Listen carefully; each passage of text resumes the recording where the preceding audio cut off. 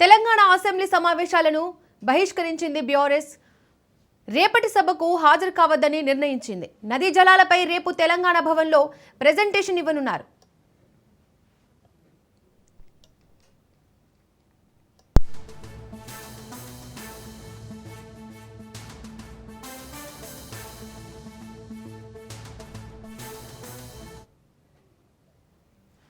Telangana assembly సమావేశాలను బహిష్కరించాలని BRS నిర్ణయం తీసుకుంది.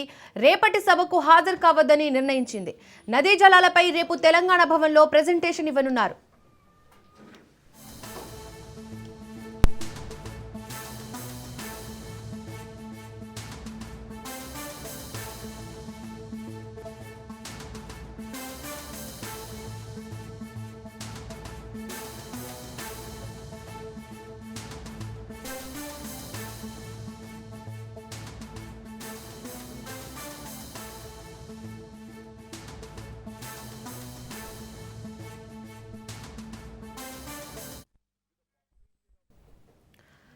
తెలంగాణ అసెంబ్లీ సమావేశాలను బహిష్కరించాలని బీఆర్ఎస్ నిర్ణయం తీసుకుంది. రేపటి సభకు హాజరు కావద్దని నిర్ణయించింది. ఇక దీనికి సంబంధించి మరింత సమాచారం మా ప్రతినిధి సైదులు అందిస్తారు. సైదులు. దీపిక, తెలంగాణ అసెంబ్లీ సమావేశాలు పోయిన నెల 29 నుంచి ప్రారంభమయ్యాయి. 3 రోజుల అనంతరం తిరిగి ఈ రోజు తెలంగాణ అసెంబ్లీ పునః ప్రారంభం జరిగింది.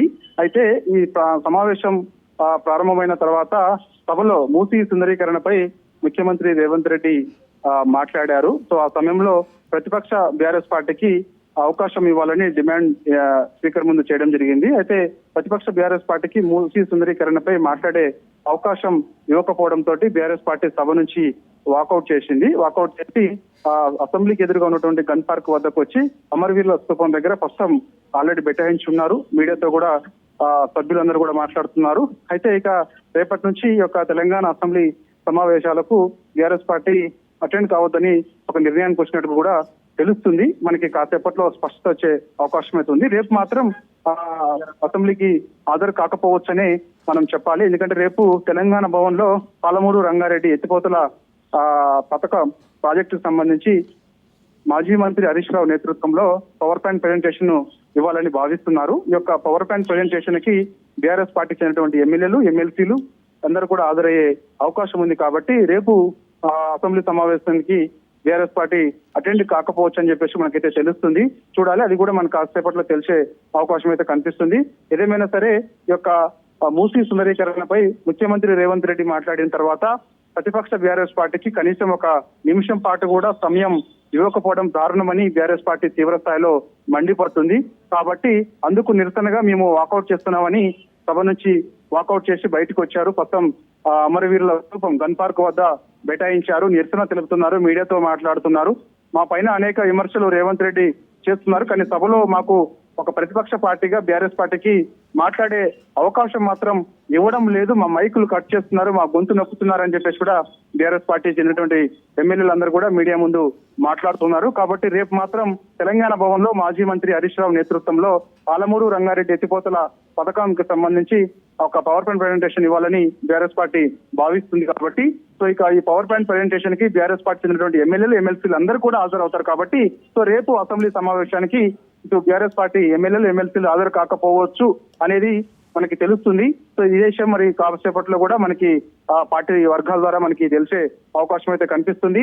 కాబట్టి ఏదేమైనా సరే ఈ యొక్క అసెంబ్లీ సమావేశాలు కొంత వాడివేడిగానే జరుగుతున్నాయని చెప్పాలి. ఎందుకంటే అసెంబ్లీ శీతాకాల సమావేశంలో భాగంగా ప్రతిపక్ష బీఆర్ఎస్ పార్టీకి మాత్రం మాట్లాడే అవకాశం కానీ లేకపోతే గొంతు నొక్కే ప్రయత్నం చేస్తున్నారని తీవ్ర స్థాయిలో బీఆర్ఎస్ అయితే మండిపడుతుంది.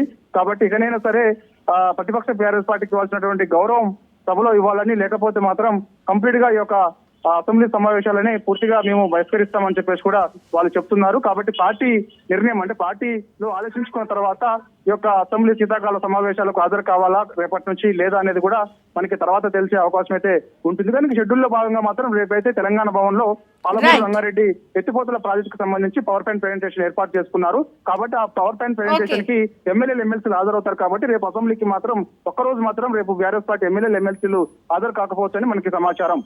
Right Saidulu, thank you.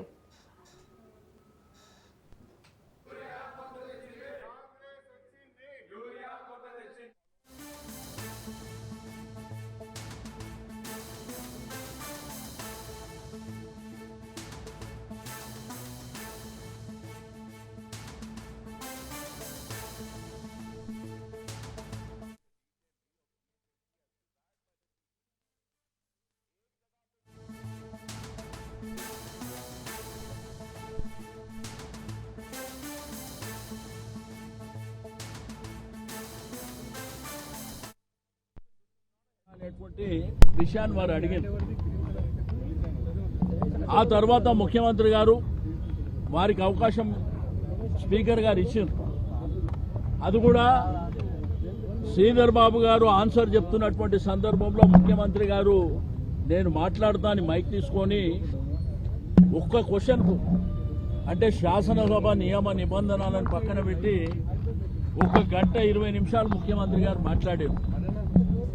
అంటే హైదరాబాద్ జంట నగరాల గురించి, తెలంగాణ రాష్ట్రం గురించి, మూసీ రివర్ గురించి మాకు ఎవ్వరికి అనుభవం లేనట్టు, ఆయన ఒక్కొక్కరికే అనుభవం ఉన్నట్టు, కాకతీయుల నుంచి నిజాం నవాబ్ వరకు, లేకపోతే హైదరాబాద్ ఏనో ఈయన కొత్తగా కట్టడానికి వచ్చినట్టు అనేకమైనటువంటి అంశాలు మాట్లాడిన అభ్యంతరం లేదు. కానీ తన కడుపులో ఉన్నటువంటి విషయాన్ని మా మీద వెళ్ళగక్కినటువంటి పరిస్థితి. మమ్మల్ని అంటే అనంతగిరి హాస్పిటల్ జాయిన్ చేస్తారని ఆయన మాట్లాడితే